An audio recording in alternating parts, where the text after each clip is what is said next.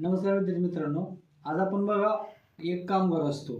आपण असं म्हणतो की एक कामगार एका दिवसामध्ये एवढं काम करतो किंवा 10 दिवसामध्ये एवढं काम करतो. आता बघा त्याचं ॲक्च्युली जे कॅल्क्युलेशन असतं ते कसं असतं बघा. समजा एक कामगार आहे, एक कामगार 24 दिवसात एक काम पूर्ण करतो. बघा 24 दिवसात एक काम पूर्ण करतो म्हणजे एका दिवसात तो किती काम करत असेल, या कामाचा 24वा भाग पूर्ण करतो. हे समजलं पाहिजे, हे सर्वात महत्वाची कन्सेप्ट आहे.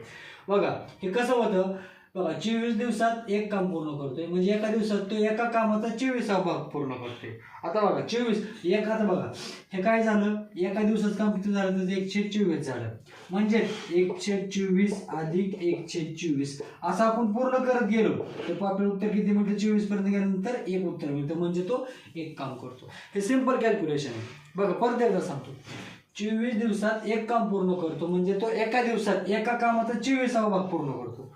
हेच मुलांना समजत नाही, हे काय आहे नक्की, हे प्रकरण काय आहे, असं का होतं, असं का होल्ड होतं.